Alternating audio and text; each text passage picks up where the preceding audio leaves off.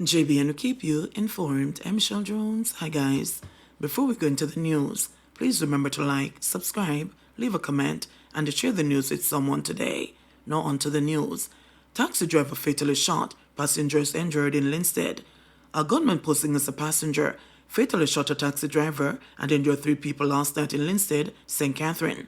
The deceased cabby has been identified as Gavin Lewis of Bembo District in Guysdale in the parish. It is reported that about 10:15 p.m., Lewis, along with 4 passengers, were traveling in his taxi along King Street when, upon reaching the overhead bridge in Vanity Fair, a man requested a stop. The driver complied until the man exited the vehicle. He then brandished a handgun and fired several shots at the vehicle, hitting Lewis and the passengers. The man then escaped from the scene on foot. Lewis died at the scene, while the passengers were assisted by residents to the Linstead Public Hospital. No motive has been established in the incident.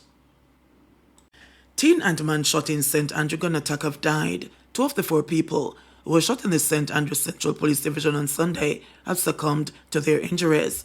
That is 17-year-old Roshane Rowe, otherwise called Papa, who was a student at Gainsted High School under Harriman Close, Kingston 6 address. The other deceased is yet to be identified. The 2 other injured people remain in hospital. The police say so far they are yet to establish a motive for the shooting. The police report that about 7:40 p.m., the 4 were traveling on motorcycles along a road in the division when they were shot. They were assisted to hospital where they were admitted for injuries received. The Matilda Coroner Criminal Investigation Branch is probing the incident. Cops find 7 of 8 vehicles stolen from Kingston Car Mart. 7 of 8 motor vehicles which were stolen from a car dealership on Agley Park Road in St. Andrew have been recovered by the police. The vehicles were reportedly stolen between 8:30 Monday night and 8 Tuesday morning. They were valued at more than $17 million. The stolen vehicles included 2 Toyota Voxes, a Honda Step Wagon, a Nissan Serena, a Honda Accord, a Toyota Vitz, a Honda Grace, and a Kia Sportage. Reports of the culprits broke into the office of the car dealership and removed $58,000 in cash, 3 laptops, 3 phones, and 2 desktop monitors. They then took the keys to the vehicles, which they stole from the property. Police reported that 2 of the stolen vehicles were recovered in Portmore, St. Catherine, 2 in Harborview, 2 on Mountain View Avenue, and 1 on Olympic Way. Reports indicated that all the vehicles were equipped with tracking devices. The Honda Accord has not been recovered. Burnt shop residents terrified after deadly shooting. Bloodstains along the roadway, abandoned footwear, and spent casings thrown around were telltale signs of the terror that gripped Burnt Shop Square in Lawrence Tavern on Monday morning, and they left 3 men admitted in critical condition in hospital. The daring drive-by shooting, which reportedly took place shortly after 8 a.m., cast a pall of gloom over the usually quiet farming district, mere days after a teacher had survived a gun attack at her home not too far from Monday's bloody scene. I think at all age and him something there would then kill people around here, but it don't look so. I was shooting come from all of a sudden round a burn shop, one female resident pondered. Residents on the scene said that a passing motorist had made a frantic dash for the hospital with one of the injured men, while the police assisted the other 2. We only hope them make it because them get shot up bad, hand broke, man get shot in them backside and belly. We are trying to help them, and they look away when they couldn't move them right away because we don't have no gas in their car, just in a shock, a resident said. There were no early indications as to whether Monday's attack had any relation with a shooting incident on April 14 where an educator was shot during a home attack. It is understood the injured men in the latest incident are elderly residents, and that too appear to be relatives. But they are my house over the hill there, so I get ready. I'm hear the popping sound. Pop, pop, pop. And when me listen again, me hear when the car speed away, and then the screaming and wailing started, one resident said. As news of the tragedy spread, the crowd grew so large at the scene that they had to be periodically dispersed and kept at bay by the police investigators. There was a tense atmosphere as speculations ran wild as to who could have colluded with the gunmen to carry out such an attack. They don't even like good it. If them dead or make it, Burnt Shop won't be the same, one woman said, adding that she warned one of the injured men not to loiter in the area.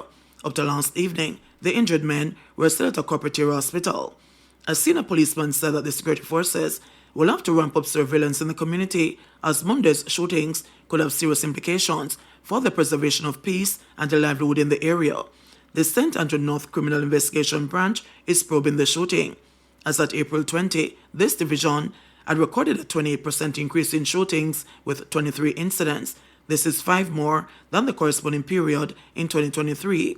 As they relate to injured persons, the division had a slight increase of 4 more persons year on year, from 14 to 18 for the period under review. There was a 19% difference in murders, with 13 so far this year compared to 16 in 2023. The national murder toll stands at 332. Man accused of stealing coal, seeking $50,000 in restitution after being wounded during an altercation. An accused coal thief says he is seeking $50,000 in restitution following allegations he was wounded while being beaten with a machete during an altercation. The complainant is accused of stealing 7 bags of coal. He was allegedly beaten and wounded by Twayson Jones, who has since been charged with unlawful wounding. Reports said that Jones accused the complainant of stealing the bags of coal, and an argument developed. During the altercation, the accused reportedly used a machete to stab the complainant on his back, causing a wound. The investigating officer attached to the case concurred that he observed the wound to the complainant's side and that there was swelling in 3 different sections of his back. The police had reportedly told the complainant to seek medical attention. However, in court on Tuesday, the complainant stated that he did not comply. When Senior Parish Judge Sanchia Boyle asked the complainant if he was seeking restitution in the matter, he responded in the affirmative, stating that he is seeking $50,000 in damages from the accused. The case was referred to restorative justice and is set for mention on July 23. Ex-soldier in Portmore police shootout, not criminal responsible due to mental condition, judge rules. Ex-soldier Dane Johnson was charged to engage in the police in a shootout in Cumberland, Portmore, St. Catherine, was on Tuesday found not legally responsible for his actions due to his mental condition at the time. A decision on the next step is to be made in June. Johnson is charged with shooting with intent, wounding with intent, illegal possession of firearm, and illegal possession of ammunition. Johnson is being represented by attorneys at law Peter Champagne Casey and Samoy Campbell. The court heard that on November 2, 2021, the police received calls about a man firing shots at his neighbors in Cumberland Meadows in Portmore. When the police arrived, Johnson fired at them and a policeman was wounded.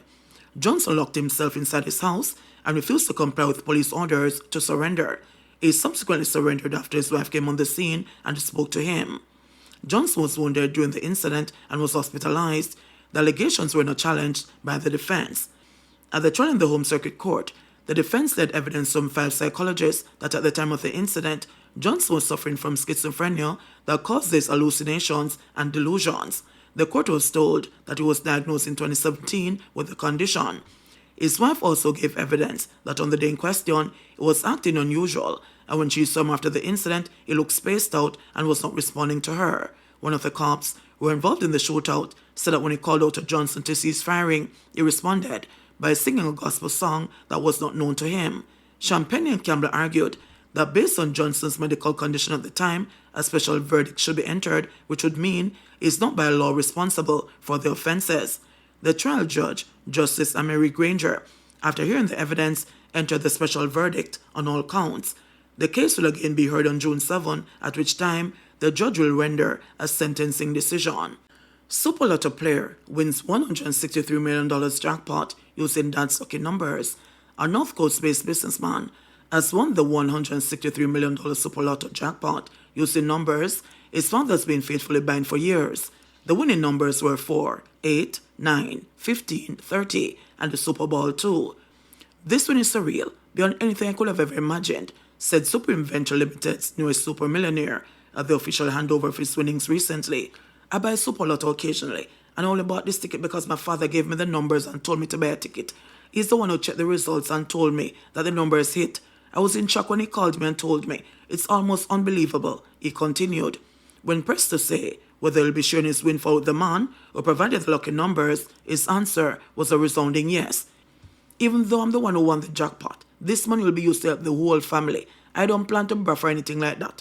I'm looking to invest in my business, buy real estate, and of course make sure that they get his share, he said. JBN will keep you informed. Please remember to subscribe, like, share, leave us a comment, and click the notification bell to receive our daily news items.